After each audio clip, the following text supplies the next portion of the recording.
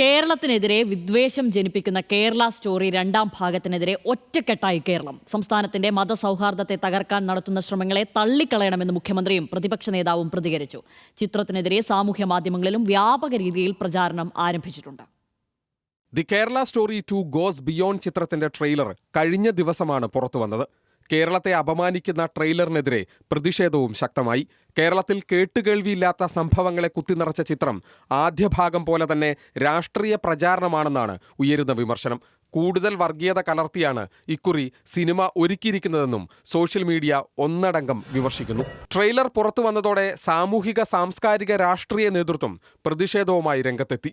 കേരളത്തെ ഭീകരവാദത്തിന്റെ കേന്ദ്രമായി ചിത്രീകരിക്കാൻ നടത്തുന്ന ശ്രമങ്ങളെ ഒറ്റക്കെട്ടായി തള്ളിക്കളയണമെന്ന് മുഖ്യമന്ത്രി പിണറായി വിജയൻ ഫേസ്ബുക്ക് കുറിപ്പിൽ ആഹ്വാനം ചെയ്തു.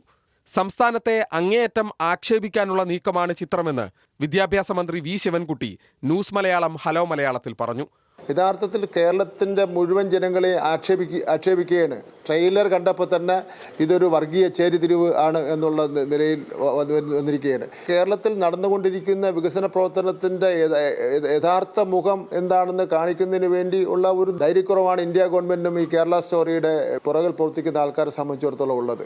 ഒന്നാം ഭാഗം പരാജയപ്പെട്ടതുപോലെ രണ്ടാം ഭാഗവും പരാജയപ്പെടുമെന്ന് മന്ത്രി സജി ചെറിയാൻ. കേരളത്തെ മോശപ്പെടുത്താനുള്ള വലിയ ശ്രമങ്ങൾ നടക്കുന്നതിന്റെ ഭാഗമായി ഇത്തരം ചില കണ്ടന്റുകൾ സിനിമാ മേഖലയിലൂടെ ചലച്ചിത്രങ്ങളിലൂടെ പ്രദർശിപ്പിക്കാനാണ് ശ്രമിക്കുന്നത്.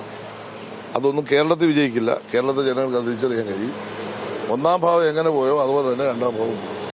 കേരളത്തിന്റെ മതേതര സ്വഭാവത്തെ തകർക്കുന്ന എന്തുണ്ടായാലും എതിർക്കുമെന്നായിരുന്നു പ്രതിപക്ഷ നേതാവ് വി ഡി സതീശന്റെ പ്രതികരണം.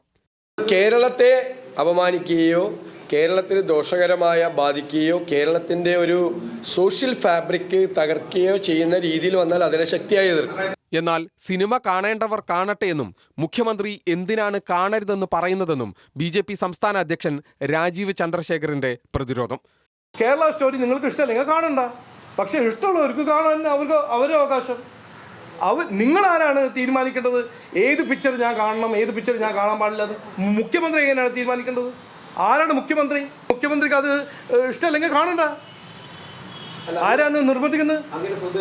കേരളത്തിൽ കേട്ടുകേൾവിയില്ലാത്ത സംഭവങ്ങൾ ഉൾപ്പെടുന്ന ട്രെയിലറിലെ രംഗങ്ങൾക്കെതിരെ നിരവധി ട്രോളുകളും സാമൂഹ്യ മാധ്യമങ്ങളിൽ സജീവമാണ്. ഫെബ്രുവരി 27-ന് തിയേറ്ററുകളിലെത്തുന്ന ചിത്രത്തിന്റെ സംവിധായകൻ ദേശീയ പുരസ്കാര ജേതാവായ കാമാഖ്യ നാരായൺ സിംഗ് ആണ്. ഒന്നാം ഭാഗം സംവിധാനം ചെയ്ത സുദീപ്തോ സെന്നിന് മികച്ച സംവിധായകനുള്ള ദേശീയ പുരസ്കാരം ലഭിച്ചിരുന്നു. ന്യൂസ് മലയാളം, തിരുവനന്തപുരം.